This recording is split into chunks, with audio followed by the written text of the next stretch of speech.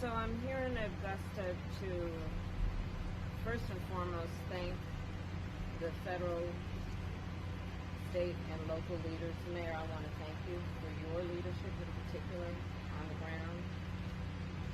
I am here to personally take a look at the devastation, which is extraordinary, and it is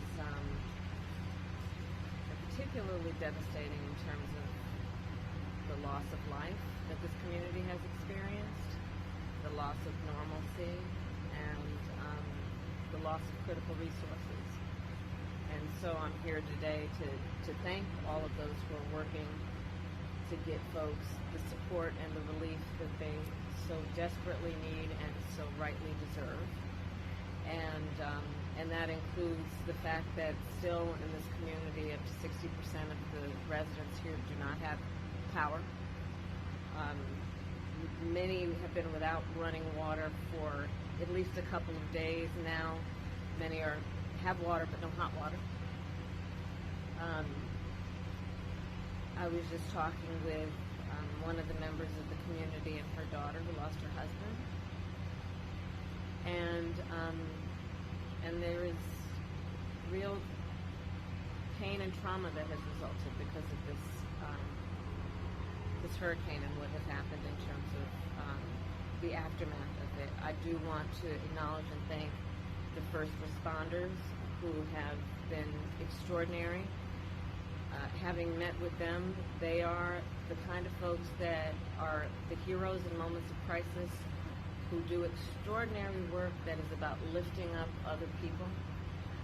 As it relates in particular to the leaders who are here and doing that work, including the first responders, most of them, as it relates to the local folks, are folks who have personally and their families have personally experienced loss and devastation, and yet they leave their home, leave their family to go to centers like where I was earlier to do the work of helping perfect strangers.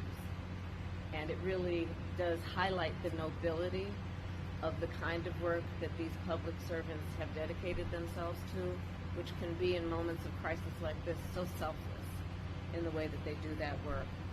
The President and I have been paying close attention from the beginning to what we need to do to make sure the federal resources hit the ground as quickly as possible.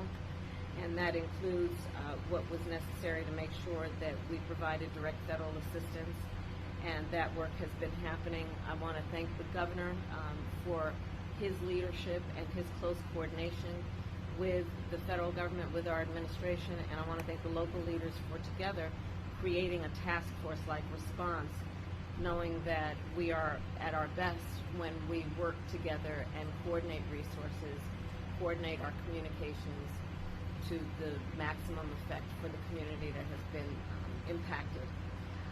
And the federal relief and assistance that we have been providing has included FEMA providing $750 for folks who need immediate needs being met, such as food, baby formula, and the like. And you can apply now for anyone who's watching this who has been affected.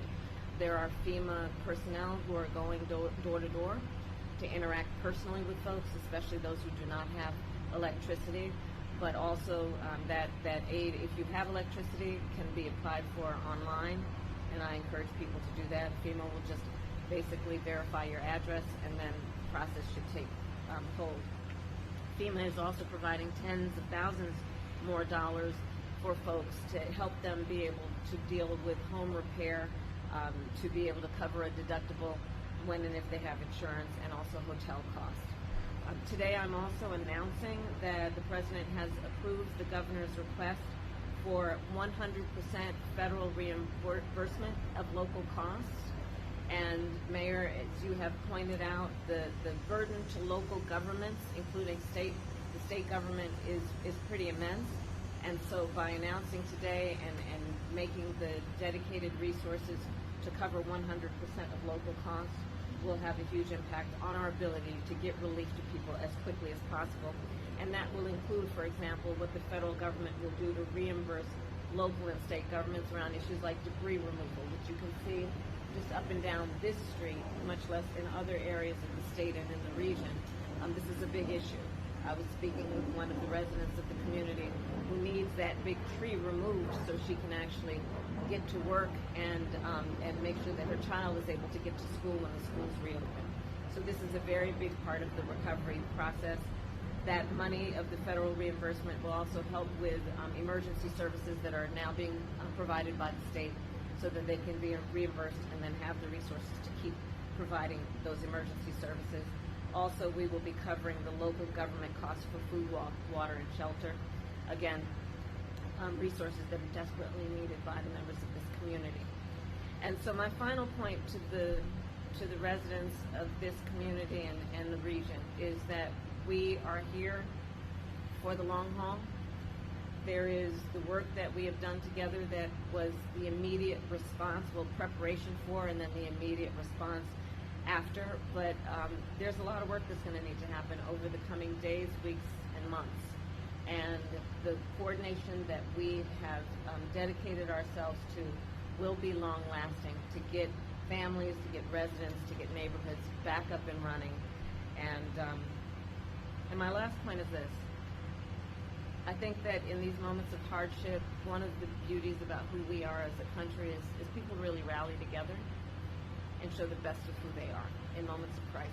And we've seen that throughout the region, where communities are coming together, where people are helping perfect strangers, where they are providing food, water, shelter for their neighbors, and that neighbor may be somebody they've never met before, but are doing the work of helping each other out. And I think it really highlights the fact that the vast majority of us have so much more in common than what separates us, and that the best of the strength of who we are is we come to each other's aid in a time of need.